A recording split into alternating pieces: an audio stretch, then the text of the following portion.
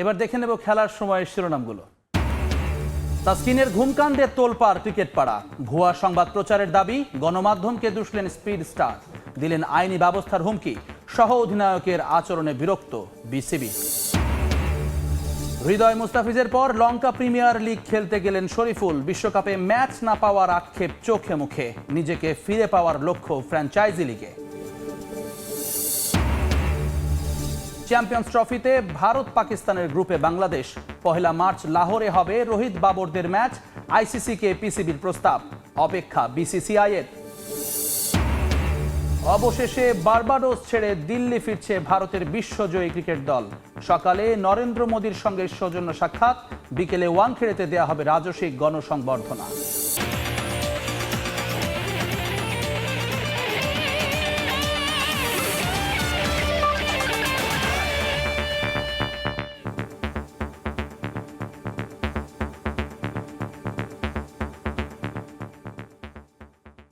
ভারতের বিপক্ষে ম্যাচের আগে ঘুমকাণ্ড নিয়ে গণমাধ্যমে সাম্প্রতিক সময়ে আসা নানা খবরের বিরুদ্ধে অবশেষে মুখ খুলেছেন তাসকিন। ঘুমের বিষয়টি স্বীকার করে নিলেও একাদশে না থাকার বিষয়টিকে গুজব হিসেবে অভিহিত করেছেন স্পিডস্টার। সামাজিক যোগাযোগ মাধ্যমে পোস্ট করে গণমাধ্যমে বিষাক্ত পরিবেশ তৈরি না করার আহ্বান জানিয়েছেন তিনি।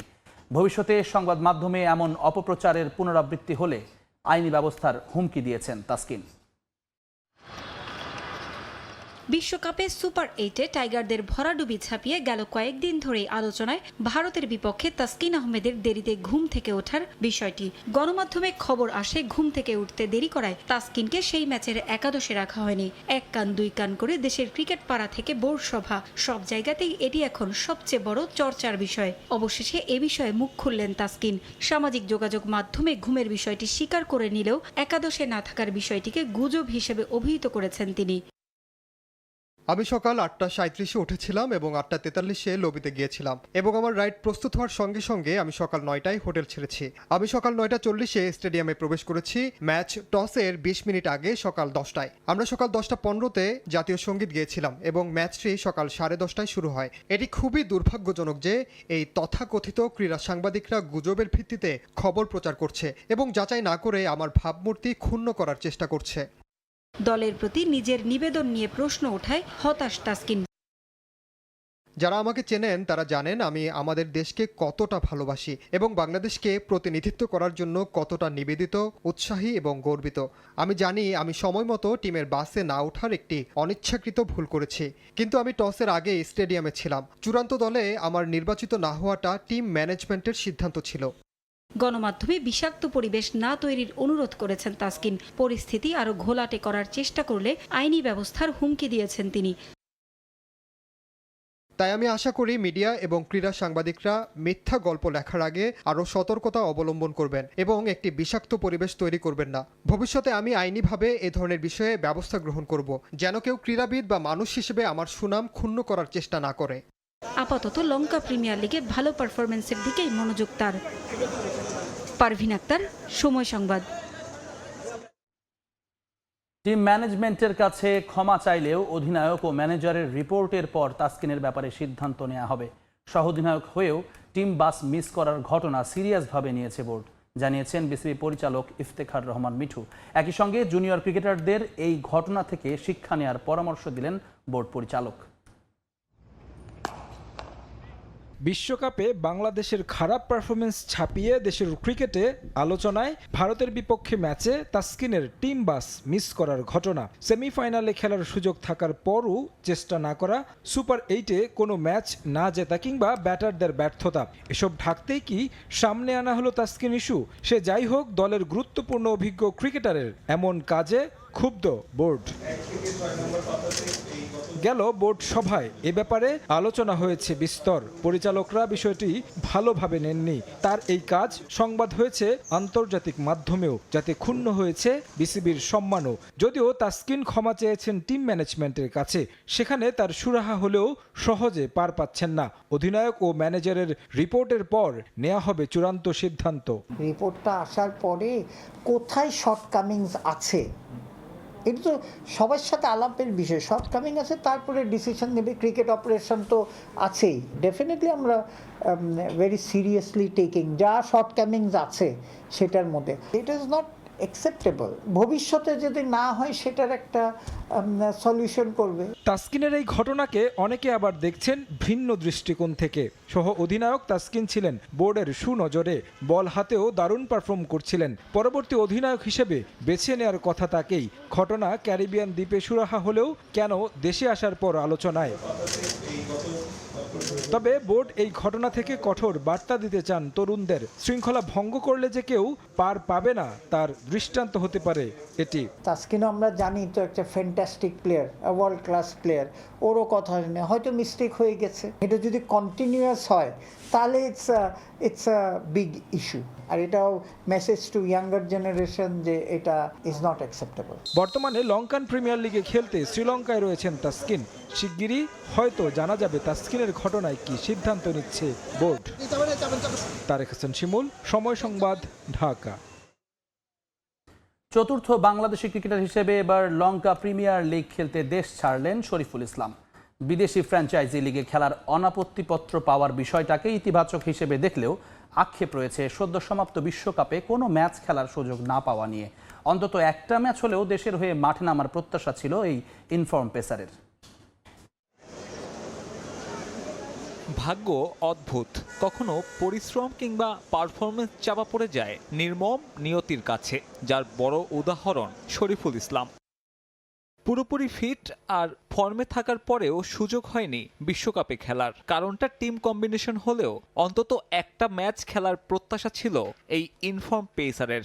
সব ম্যাচের জন্য রেডি ছিলাম, এখন টিম কম্বিনেশনে সবাই খুব ভালো করতেছিল, সো ওইখান থেকে হয়তো বা তার জন্য ম্যাচ পাওয়া হয়নি। খুব আশা ছিলাম যে একটা না হলেও ম্যাচ খেলবো, সো ওইখানে একটু কষ্ট লাগে আর কি। প্রত্যাশাটা সবচেয়ে বেশি ছিল ভারত ম্যাচে। বাঁহাতি পেসারের বিপক্ষে রোহিত কোহলির দুর্বলতা সবারই জানা। টিম ম্যানেজমেন্টের অদ্ভুত অ্যাপ্রোচে সুযোগ জোটেনি সেই ম্যাচেও।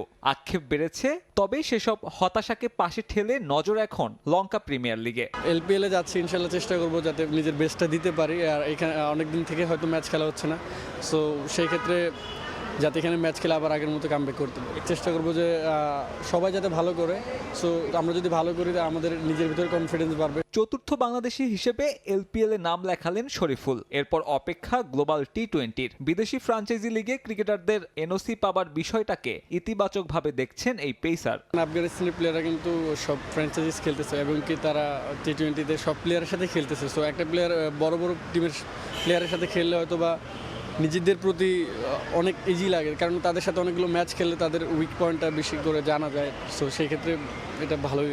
এলপিএলে শরীফুলের ঠিকানা ক্যান্ডি ফ্যালকনস, যেখানে সতীর্থ হিসেবে পাচ্ছেন হাসারাঙ্গা, সানাকা কিংবা ম্যাথুসদের মতন অভিজ্ঞ ক্রিকেটারদের। সাব্বির মিথুন, সময় সংবাদ। মাঠ ব্যবস্থাপনায় আধুনিক প্রযুক্তি আনার পাশাপাশি বিসিবির সবশেষ সভায় বড় সিদ্ধান্ত এসেছে পিচ কিউরেটর আর আম্পায়ারিং সেক্টর নিয়ে। টনি হেমিংয়ের আবেদনে দেশেই পিচ কিউরেটর তুলে আনার প্রক্রিয়া শুরু করেছে ক্রিকেট বোর্ড। বিপিএলের নতুন মৌসুমে নারী আম্পায়ারদের দেখা যেতে পারে মাঠ পরিচালনার দায়িত্বে। পাশাপাশি আম্পায়ারিং সেক্টরে পেশাদারের আগ্রহ ফেরাতে সিদ্ধান্ত নেওয়া হয়েছে বেতন বাড়ানোর। ক্রিকেট বলুন কিংবা ফ্যাসিলিটিস, উন্নত দেশগুলোর চেয়ে যেখানে এখনো বাংলাদেশ পিছিয়ে যোজন যোজন। 22 গজের ভরাডুবি কবে নাগাদ শেষ হবে তা অনিশ্চিত। আপাতত দেশের ক্রিকেট কাঠামোতে বদল আনার লক্ষ্য বিসিবির।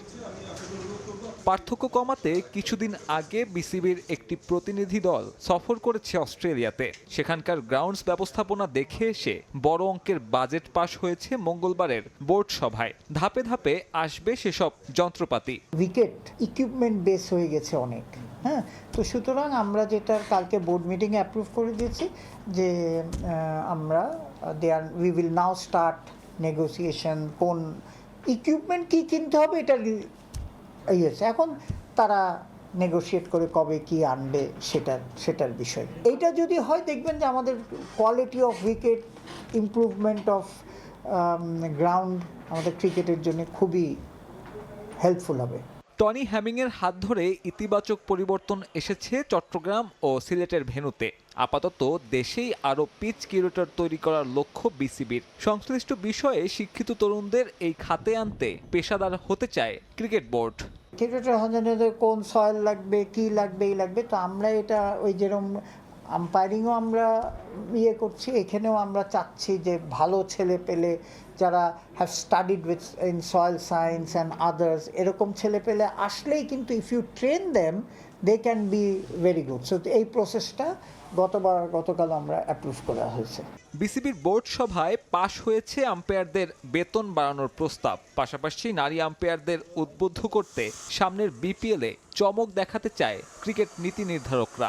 নেক্সট বিপিএল হয়তো অনফিল্ড হয়তো নাও দেখতে পারেন, আমি জানি না সার্কামস্ট্যান্সেস কি, এর মধ্যে ওয়ার্ল্ড কাপ আছে, এই আছে, কত দূর ইয়েতে, কিন্তু ডেফিনেটলি আমরা থার্ড আম্পায়ার আম্পায়ার ওদের তো ট্রেনিংটা কন্টিনিউ করতে হবে।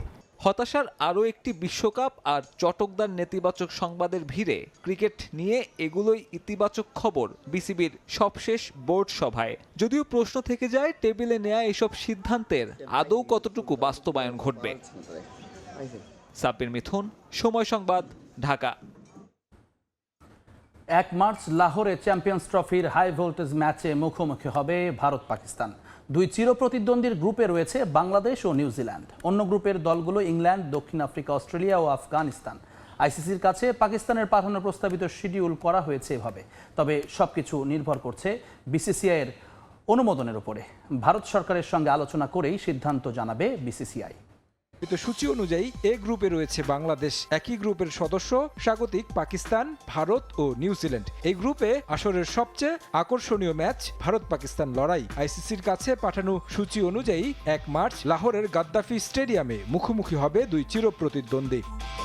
চ্যাম্পিয়ন্স ট্রফির অপর গ্রুপে রয়েছে সাবেক দুই বিশ্ব চ্যাম্পিয়ন ইংল্যান্ড, অস্ট্রেলিয়ার সঙ্গে বাকি দুই দল টি-20 বিশ্বকাপের বর্তমান রানার্স আপ দক্ষিণ আফ্রিকা ও প্রথমবার সেমিফাইনাল খেলা আফগানিস্তান। প্রস্তাবিত শিডিউল অনুযায়ী 3 ভেন্যুতে অনুষ্ঠিত হবে চ্যাম্পিয়ন্স ট্রফির ম্যাচগুলো। লাহোর, করাচি ও রাওয়ালপিন্ডিতে হবে সবগুলো ম্যাচ। গাদ্দাফি স্টেডিয়ামে ভারত পাকিস্তান ও ফাইনাল সহ মোট 7 ম্যাচ, উদ্বোধনী ও এক সেমিফাইনাল ম্যাচ সহ ন্যাশনাল স্টেডিয়াম করাচিতে হবে 3 ম্যাচ, আর এক সেমিফাইনাল সহ 5 ম্যাচ অনুষ্ঠিত হবে রাওয়ালপিন্ডি স্টেডিয়ামে। এই সূচি এখনো চূড়ান্ত করেনি আইসিসি। পাকিস্তান ক্রিকেট বোর্ড থেকে ক্রিকেটের নিয়ন্ত্রক সংস্থায় সূচিটি পাঠানো হয়েছে বলে নিশ্চিত করেছে আইসিসির বোর্ড মেম্বার। সবকিছু নির্ভর করছে ভারতের অনুমোদনের উপর। যদিও টিম ইন্ডিয়া চাইছে হাইব্রিড মডেলে এশিয়া কাপের মতো চ্যাম্পিয়ন্স ট্রফি আয়োজন করা হোক, যা নাকচ করে দিয়েছে পিসিবি। অবশ্য বিসিসিআই তাকিয়ে ভারত সরকারের দিকে। দুই দেশের রাজনৈতিক বৈরিতার কারণে দীর্ঘদিন বন্ধ দ্বিপাক্ষিক সফর, তাই সরকার অনুমতি দিলে পাকিস্তানে সফর করবে ভারত। এখন দেখার বিষয় ভারত সরকার কি সিদ্ধান্ত নেয়। তারেক হাসান শিমুল, সময় সংবাদ।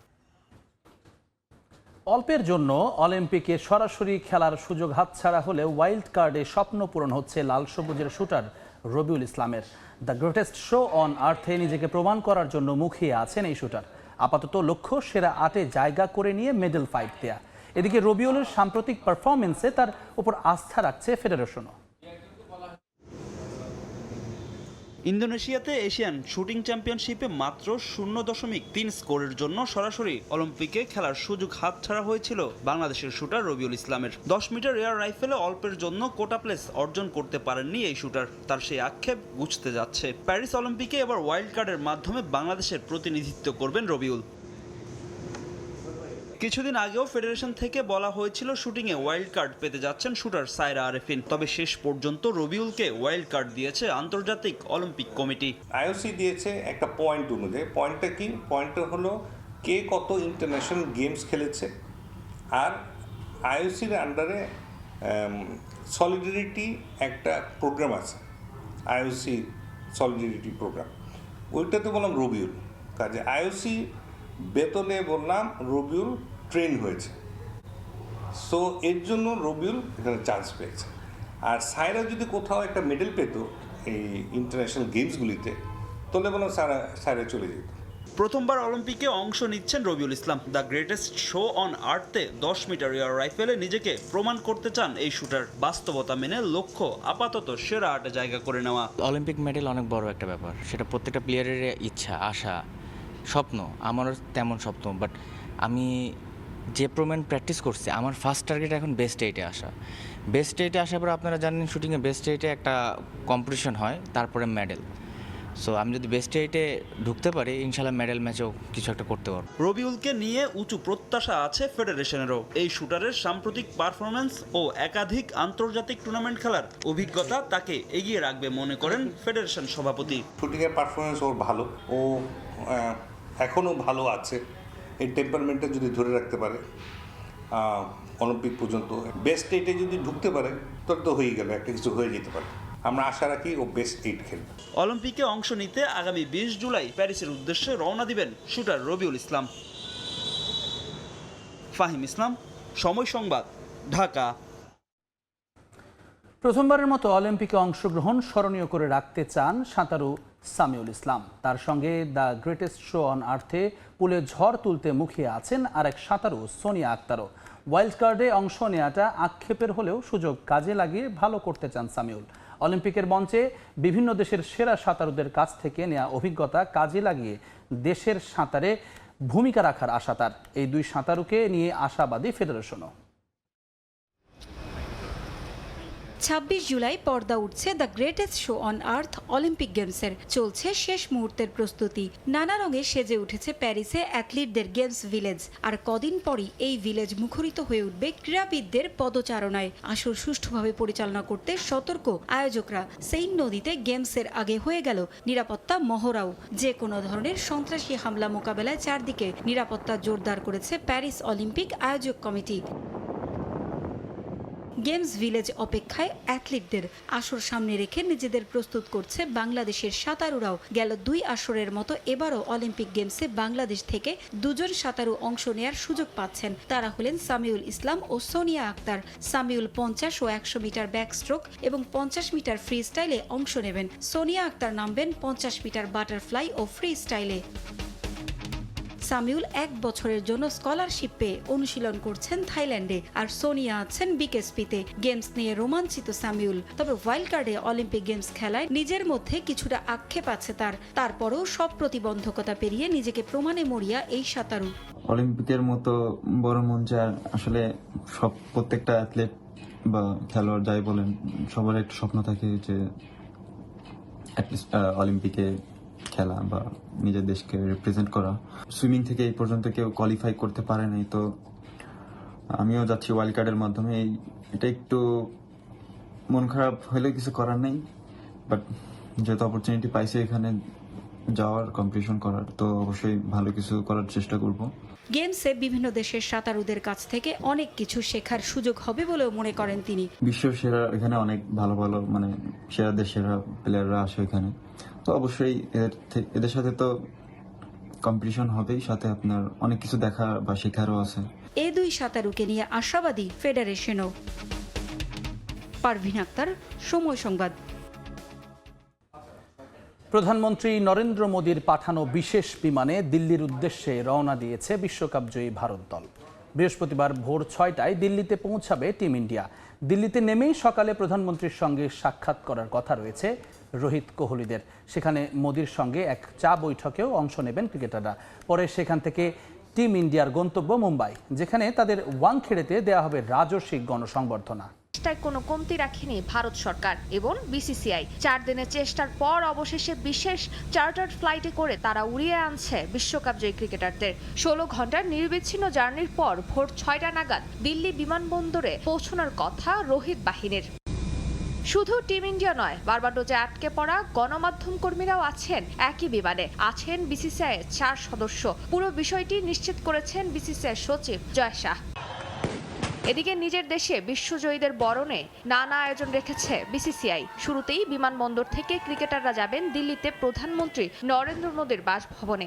সেখানে রাষ্ট্রের উচ্চপদস্থ কর্মকর্তাদের সঙ্গে সকালে নাস্তা করবার কথা রয়েছে রোহিত শর্মাদের। পরে সেখান থেকে তারা চলে যাবেন আবারও বিমানবন্দর, উদ্দেশ্য মুম্বাই। মুম্বাইয়ে বিকালে এক গণসংবর্ধনার আয়োজন করে রেখেছে ভারতীয় ক্রিকেট কন্ট্রোল বোর্ড। বিমানবন্দর থেকে স্টেডিয়াম পর্যন্ত 2 কিলোমিটার রাস্তা তারা পার হবেন ছাদখোলা বাসে, ট্রফি প্যারেডের মধ্য দিয়ে, যেখানে উপস্থিত থাকবেন ভারতীয় ক্রিকেটের সব মহাতারকারা। ধারণা করা হচ্ছে 83 এর বিশ্বকাপ জয়ী অধিনায়ক কপিল দেব, 2007 এবং 11 বিশ্বজয়ী অধিনায়ক মহেন্দ্র সিং ধোনিও উপস্থিত হবেন ম্যান ইন ব্লু এর এই উৎসবে।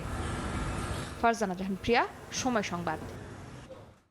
এবারের ইউরো চ্যাম্পিয়নশিপে চমক দেখানো জর্জিয়া আর তুরস্কের পারফরমেন্সে অবাক ফুটবল বিশ্ব। অস্ট্রিয়াকে হারিয়ে কোয়ার্টার ফাইনালে জায়গা করে নিয়ে উৎসবের আমেজ বার্লিনে বসবাসরত তুর্কি সমর্থকদের মধ্যে। আর ইউরোর শীর্ষ 16তে জায়গা করে দেশে ফিরে রাজসিক সংবর্ধনায় সিক্ত জর্জিয়া। সর্বোচ্চ বেসামরিক সম্মাননা গার্ড অফ অনার, ছাদখোলা বাসে করে সংবর্ধনা সহ লাখো মানুষের সামনে সংবর্ধনা দেয়া হয় জর্জিয়ান ফুটবলারদের। এটা তুরস্ক না, জার্মানির বার্লিন শহর। লাল রঙে ছেয়ে গেছে বার্লিনের পথঘাট। অর্ধচন্দ্রাকার পতাকা, আতশবাজি আর ঢাকঢোল পিটিয়ে জয়োল্লাস। এই আনন্দ উৎসব প্রিয় দলের কোয়ার্টার ফাইনালে জায়গা করে নেয়ার। অস্ট্রিয়ার বিপক্ষে 2-1 ব্যবধানের জয় যেন উৎসবের উপলক্ষ এনে দিয়েছে জার্মানিতে বসবাসরত তুরস্ক সমর্থকদের। অস্ট্রিয়ার বিপক্ষে ম্যাচ জিতে যে শুধু কোয়ার্টার ফাইনাল নিশ্চিত করেছে তুরস্ক তা কিন্তু নয়, আধিপত্য বিস্তার করে ম্যাচের 57 সেকেন্ডে গোল করে ইউরো চ্যাম্পিয়নশিপের ইতিহাসে দ্বিতীয় দ্রুততম গোল করেছেন মেরিহ ডেমিরাল। আর তাতেই বার্লিনে বসবাসরত 2 লাখ তুর্কি প্রবাসী নেমে পড়েন রাস্তায়। পাগলাটে সমর্থকদের উদযাপনে ট্রাফিক ব্যবস্থাও হয় ব্যাহত। মোটর শোভাযাত্রা, হুইসেল সহ নানাভাবে নিজেদের জয় উদযাপন করেন তারা।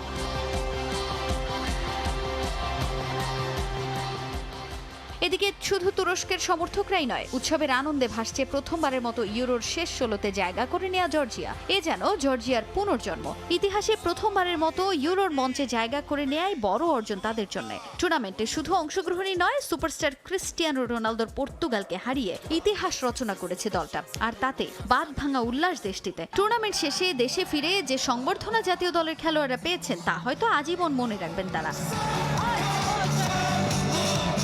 দেশটির রাজধানী তিবিলিসিতে প্রিয় দলকে সংবর্ধনা জানাতে জড়ো হন লাখো সমর্থক। জাতীয় দলের এমন সাফল্য যেন নতুন এক দিকের উন্মোচন করেছে। আর সেই আনন্দ উদযাপনে খোদ দেশটির প্রধানমন্ত্রী ও রাষ্ট্রপতি উপস্থিত হন খেলোয়াড়দের বরণ করতে। ছাদখোলা বাস, দেশটির মূল কেন্দ্রে প্রধানমন্ত্রীর সঙ্গে একই মঞ্চে সাক্ষাৎ, সবকিছু মিলে ভিন্ন এক আবহ তৈরি হয় দেশটিতে। এটা মিরাকেল ছাড়া আর কি বলুন, জর্জিয়া দলটার কাছে তো এমন কিছুই আমি চেয়েছিলাম। দলের এমন অর্জনে কেউ কেউ আনন্দ উল্লাসে মত্ত, কেউ আবার এ অর্জনকে মানছেন মিরাকেল বলে। পুরো জাতি এখন উৎসবের আমেজে ভাসছে। জর্জিয়ান সমর্থক হিসেবে আমি আজ গর্বিত। আমরা শক্তিশালী হয়ে উঠছি। তোমাকে ভালোবাসি জর্জিয়া, দীর্ঘজীবী হও জর্জিয়া। আমার মনে হচ্ছে আমি আকাশে উঠছি, মনে হচ্ছে এটা মিরাকেল, এটাই আসল উদযাপন। এমন অর্জন সত্যি অভাবনীয়। এখান থেকেই আমাদের বিজয়ের শুরু। আমাদের ফুটবল আবারও প্রাণ পেতে শুরু করেছে। দেশটির স্বাধীনতার পর এই প্রথমবারের মতো বড় কোনো টুর্নামেন্টে অংশগ্রহণ করার যোগ্যতা অর্জন করেছে Georgia football team. Tajin Khandakar, Somoy Sangbad. স্বাগত খেলার সময়ে। প্যারিস অলিম্পিকের জন্য 18 সদস্যের দল ঘোষণা করেছে আর্জেন্টিনা। বর্তমানে জাতীয় দলে থাকা 3 ফুটবলারকে দলে রেখেছেন অনূর্ধ্ব 23 দলের coach Javier Mascherano. Julian Alvarez, Nicolas Otamendi ও হেরোনিমো রুলিকে নিয়েই দল ঘোষণা করে আলভেস সেলেস্তারা। তাদের সঙ্গে দলে আছেন মেজর লিগ সকারের তারকা থিয়াগো আলমাদা ও ক্লোদিও এচেভেরি। এছাড়া দলে আছেন ক্রিস্টিয়ানো মেদিনা ও ইজিকুয়েল ফার্নান্দেজের মতো উঠতি তারকারা। ওয়ার্ক ম্যানেজমেন্টের কারণে অলিম্পিকে খেলবেন না বলে আগেই জানিয়েছিলেন মেসি। অলিম্পিকের এবারের আসরে মরক্কোর বিপক্ষে ম্যাচ দিয়েই স্বর্ণপদকের লড়াইয়ে নামবে আর্জেন্টিনা। বাংলাদেশ ছাত্রলীগ আয়োজিত আন্তঃবিশ্ববিদ্যালয় ইনডোর ক্রিকেটে চ্যাম্পিয়ন হলো Bangladesh university. Comilla Victorians presents BSL inter university ক্রিকেটে এবার মোট 64টি দল অংশ নেয়। ফাইনালে আগে ব্যাট করে নির্ধারিত 7 ওভারে 4 উইকেটে 115 রান সংগ্রহ করে বাংলাদেশ ইউনিভার্সিটি। জবাবে 5 উইকেটে 81 রানে থামে সোনারগাঁও ইউনিভার্সিটি। 34 রানের দারুণ জয়ে প্রথমবারের মতো শিরোপা উল্লাসে মাতে বিইউ। মিরপুর শহীদ সোহরাওয়ার্দী ইনডোর স্টেডিয়ামে পুরস্কার বিতরণী ও সমাপনী অনুষ্ঠানে বিশেষ অতিথি হিসেবে উপস্থিত ছিলেন সাবেক টাইগার অধিনায়ক ও বাংলাদেশ আওয়ামী লীগের যুব ও ক্রীড়া সম্পাদক মাশরাফি বিন মুর্তজা। আরও উপস্থিত ছিলেন বস্ত্র ও পাট মন্ত্রী জাহাঙ্গীর কবির নানক এবং বিপিএল দল কুমিল্লা ভিক্টোরিয়ান্সের স্বত্বাধিকারী নাফিসা কামাল। এ পর্যায়ে খেলার সময় শীর্ষ সংবাদ জানিয়ে দিচ্ছে আরেকবার। তাসকিনের ঘুমকাণ্ডে তোলপাড় ক্রিকেট পাড়া, ভুয়া সংবাদ প্রচারের দাবি, গণমাধ্যমকে দুষলেন স্পিড স্টার, দিলেন আইনি ব্যবস্থার হুমকি, সহ অধিনায়কের আচরণে বিরক্ত বিসিবি। চ্যাম্পিয়ন্স ট্রফিতে ভারত পাকিস্তানের গ্রুপে বাংলাদেশ, 1 মার্চ লাহোরে হবে রোহিত বাবরদের ম্যাচ, আইসিসিকে পিসিবির প্রস্তাব, অপেক্ষা বিসিসিআইয়ের। অবশেষে বার্বাডোস ছেড়ে দিল্লি ফিরছে ভারতের বিশ্বজয়ী ক্রিকেট দল। সকালে নরেন্দ্র মোদীর সঙ্গে বৈঠক, বিকেলে ওয়াংখেড়েতে দেয়া হবে রাজস্বিক গণসংবর্ধনা। এই ছিল খেলার সময়ের এখনকার আয়োজন। এরপর প্রবাসের সময়ের সঙ্গে থাকবেন ইমদাদ। যাবেন, আপনাকে ধন্যবাদ। প্রবাসের সময় নিয়ে ফিরছি কিছুক্ষণ পর, সঙ্গে থাকুন সময়ের।